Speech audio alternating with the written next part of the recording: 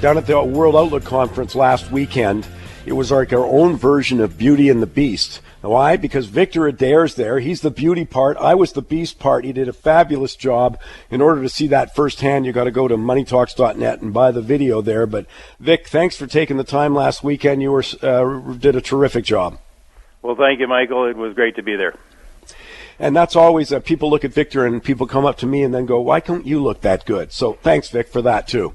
Hey, let me come to this. A very, very big week coming out of here when we talked to Michael Levy earlier about all these different new highs getting created, including the Toronto Stock Exchange, way up there. But I was looking at the commodity index. It's up to off their multi-year lows now. It was really some significance. The list goes on. What do you make of it all? Where do you want to start with that? Because there, as I say, so many fronts. Well, let's start with this. I mean, the commodity market had a brutal bear market for about 5 years. And the lows were made in January of last year, January 2016, February, and we've had a rally from then. Now, the major commodity indices are up about 25-30%, depending on which ones you look at. Obviously, oil, which is a big component in all of these indices, was the big winner. It's up over 100% from the lows.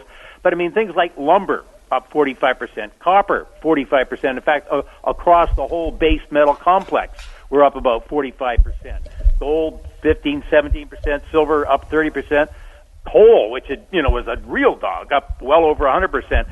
So we've had these major gains in the commodity indices, and, of course, Canada, from the perspective of the rest of the world, is sort of a play on commodities. Let me give you this. The Toronto Stock Index up about 35% last year, vis-a-vis the American S&P 500 up about 28%. But if you were an American and you would have switched out of some U.S. dollars, bought into the Canadian market in January of last year, sold out just now, and converted back to U.S. dollars, you're up about 45%, or almost double what you would have made if you'd stayed in your own market.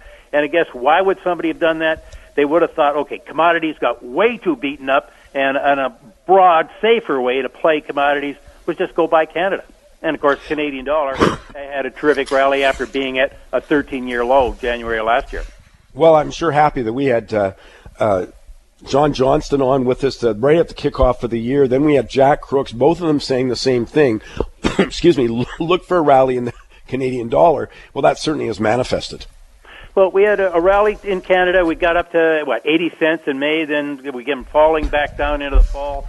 Since, I have to say this, since before the election, I've been a little muddled about really what to do.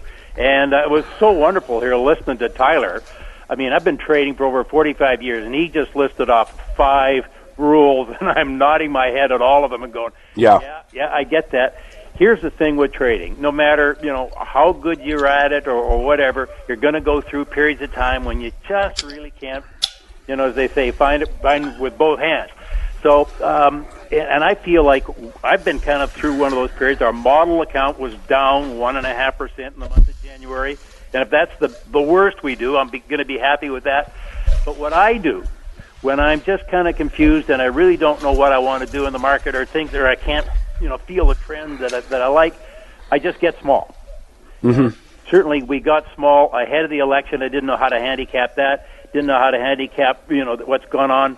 And now, I'm just calling it Trump's turmoil, and we seem to have that, every day or two in the market. And I'll just have to wait it out, keep my powder dry until I see something that I'm comfortable with, and then we start to step back in with some size. I'm always a big believer in that. When I get to a level of uncertainty, I think my portfolio should reflect that. In other words, if I'm not sure what's going on, I should have a lot more cash than periods where I think where I feel pretty clear about stuff. And I just think that's good advice on your part. Yeah, Mike, and if I make one more point, Trump is playing golf with Abe in Florida right as we speak. And I'll tell you, these guys look like long-lost buddies, okay? And Abe was going to come to America, and people in the currency market, were wondering maybe Trump was going to slap him around for getting making the yen go down so much. But no, they're great buddies. Now, vis-a-vis, Trudeau is going to fly in for a visit on Monday to see Trump, and you just don't know what's going to go on. I would imagine Trump is going to really make the case of Canadians have been great friends to Americans and so on and so on, but you never know with him. But I think the key difference is Trump wants to cut taxes. Trudeau, not so much. Yeah. And if we get a widening spread between the tax rate for people in Canada and the tax rate for people in America, particularly the brainy types, the high income earners, we're at risk of another brain drain. It's going to be interesting. By the way, he is playing golf with Abe right now. Rumors have it he's going to do yoga with Prime Minister Trudeau. Victor, thanks. Have a great weekend. Thanks, Mike.